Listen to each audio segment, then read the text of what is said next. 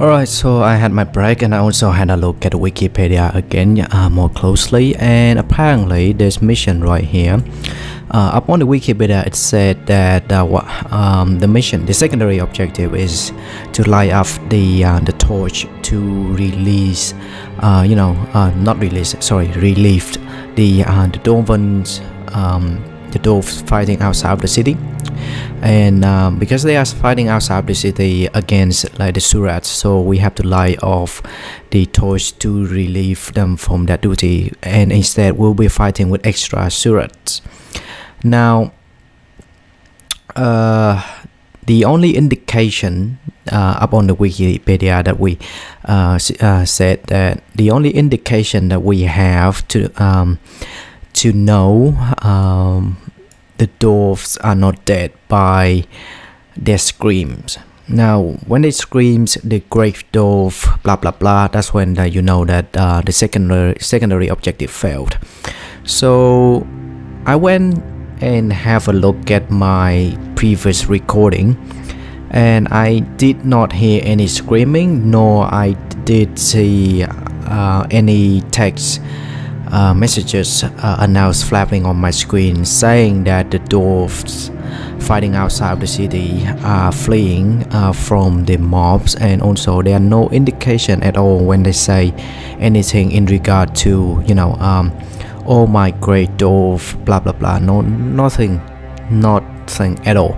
So I don't know what was happening during these missions, but I'll have another attempt, and once I finish the attempt of that, or I can have some sort of like trial run. For my trial run, I will try to light the torch, and then I will make my way outside of the city. Now before I make my way outside of the city, I will put my my heroes and my spears on top of the the gate, so that it can hold back the mobs coming into the fortress, just to see and just to confirm with my own eyes that the dwarves are still alive, or they're already dead when I light the torches.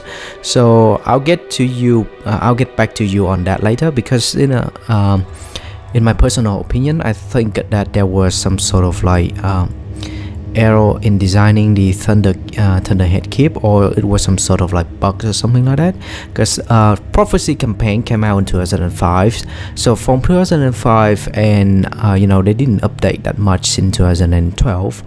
So I take it that majority of the bugs, or if not more, all of the bugs are already fixed, but there may be some sort of like unexpected bugs. So I don't know what was happening in there. I did everything the secondary quest asked me for, but it happens, and I didn't really get the secondary bonus objective done. So I'll give that a go another time. For now, I'll focus on to getting this mission done. Now before I'm going to get this mission done, there's something that I'd like to change. I also had a look at the Wikipedia for these missions, and apparently there will be a hold on a second. Nice. Cool. There will be a undead lich boss that will provide me the aura of the lich. Now the aura of the lich is the skill for minion master build, and trust me, it's ridiculously good in my opinion, and I think that a lot of people share the same share the same thing with me too. This one, Aura of the Lich, elite enchantment spell, exploit all corpses in earshot, animated a level 14 bone horror, +1 for each exploit corpse. You have 1 +1 death magic. The reason why I'm saying it's ridiculously good is imagine that you're in the middle of the battle and then you kill a lot of mobs, right? And then you use this skill. You're gonna say, for example, if you have like 10 mobs, corpses dead around you, and you use the skill, that's 10 plus 1 for each. That's 20. That's fucking insane. Honestly, that's just fucking insane. So, this one, and you have, if you have this one as well, masochism, it will plus 2 death magic. That will make this one live longer and also last longer. So that's just fucking ridiculous, man. It has a huge advantage in some situation, but I understand that like against some of the mobs that AoE a lot or deal double damage against like non-heroes, non-spirit and stuff like that, then yeah, they might not be good against. But in general PvE, exploring and in some dungeons, to hold off against the aggression of the waves of the mobs, or defending at the points, like a single necromancer with a monk, a secondary profession, she can, like, for example, I'm taking my Livia example because she's my necromancer, the monk. She can heal herself, provide protection for her minions, provide them with block, and also heal the entire party. And also, if she has Death Nova, that's just fucking ridiculous, man. Whenever a minion dies, it would deal with 85 damage. Now imagine that you have about like plus 20 of them. Time that up. That's like what? 1700. That's fucking ridiculous, man. 1700 damage. So it's good, and I want it. I do want it. And so I need to change my secondary professions. To change my secondary profession, I am unsure where would be a good place for me to change, because I haven't been looking around for the NPC that can change my secondary or profession for heck of a long time. It's been several weeks since I last checked on the NPC that can change my secondary profession. So I will start off with the Eye of the North and see how it goes from there. If not, then I think that we do have a NPC near the Sun Spear Sanctuary that can change the secondary professions. Who goes there? But I have to double check on that. So just give me a few minutes or so to change my secondary profession. Well, first I gotta locate the guy. Skill, Modern Human skill, Henchman, consumable, armor, material trade, rare material trade, merchant, rune trader, skill. Alright. Not that guy. That guy is like register your other characters to become your heroes. Okay, so from the look of it, we don't have any secondary profession changing skill, so I will have to pay a visit to Kamadan and then check on the Sun Spear Sanctuary.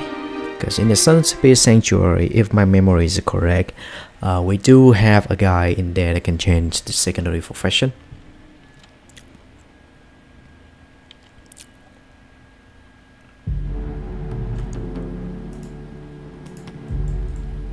This is the Sun Spear Sanctuary. I think the cost for me to change the secondary profession will be 500 gold or so, but I can swap back to monk at any time, so that's that's cool.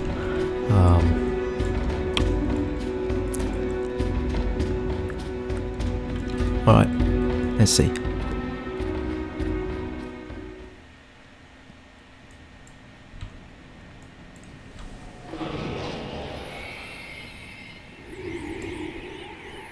Yep, There she is. Now I wish to change my secondary profession to necromancer. Yep. Take 500 gold. Let me see if I can change back to monk. Oh, it's free. Nice. So if I unlock all of them, I can change them at any time. That's sweet. Alright, so I'll take the necromancer. Now there is another mesmer skill. At the end, at the final mission for prophecy campaign, and again it's ridiculously good. Let me see if I have any of that in here. This is the one. This is the one. It's called Panic. It's just okay, hang on a minute. Let me just go back to travel. Lion's Arch.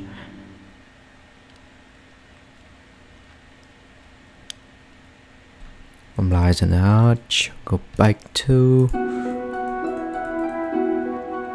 Okay, wait. Where was the last time? Oh yeah, Amber Light Camp. Now, the mesmer skill that I was referring to is called Panic.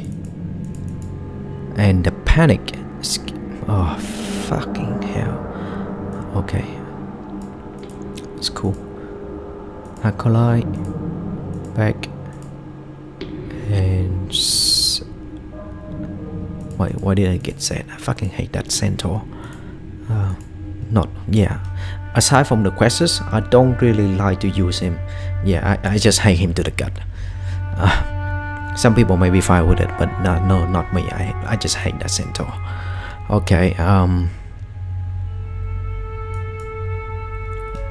for my Gwen, maybe better if I just switch to my Gwen. Interrupt mesmer, nah.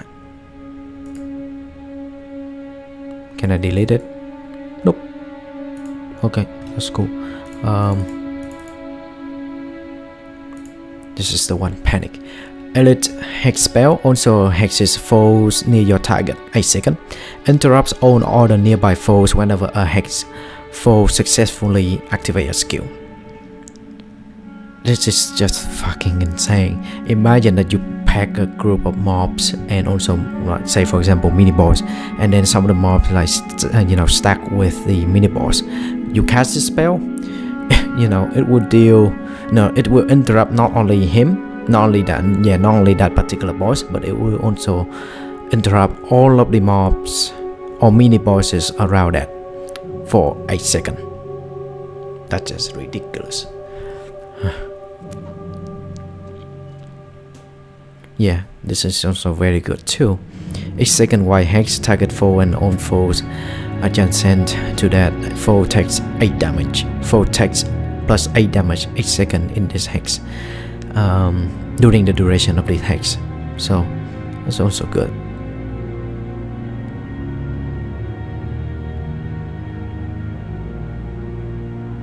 This is also good. Yeah, energy management seems to be a problem with my mesmer. So yeah, it's good that she's having like cliff of lesser energy. Alright, I'll keep that in mind.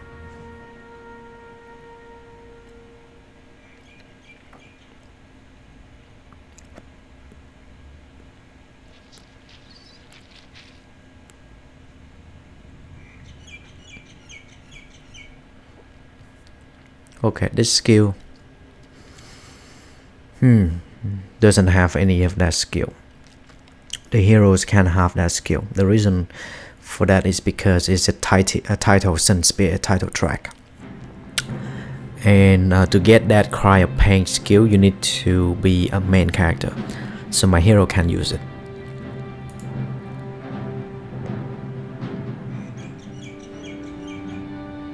You move like a dwarf. This is a skill that a lot of people using in in the hard mode dungeon at the late game in Eye of the North, because it costs only 10 it costs only 10 energy, but 10 second cooldown, which is quite fast, but it deals 44 damage, cause knockdown and inflict critical condition. That's just fucking ridiculous, man. And enchantment spell,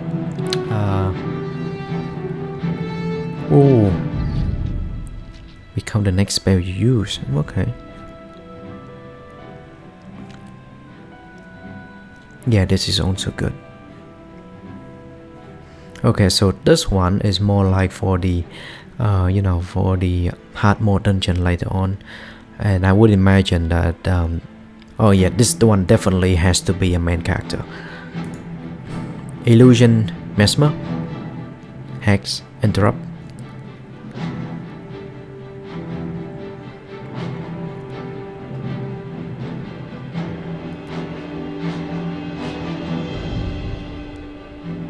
Okay, this one seems fun.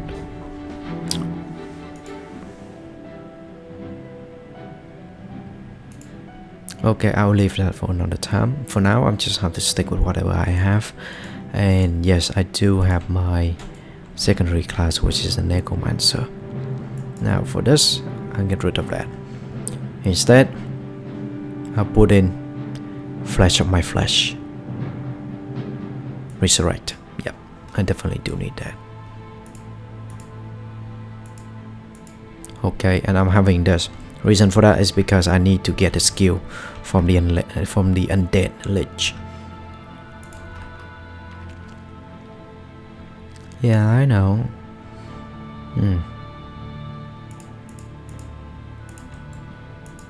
Cost 1 platinum for that. I've heard much of you.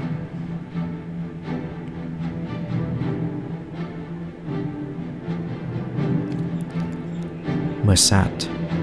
Okay. Final blow. Alright, let's get to this mission and get it done. We're nearly there, nearly finished. Been playing for 14 hours. Fuck. I'm not playing for 14 hours. I play like what? Yeah, 8 hours or so. 8 or 10 hours or so. Because I took a break in between. Okay. Undead. Alright, let's get this one done.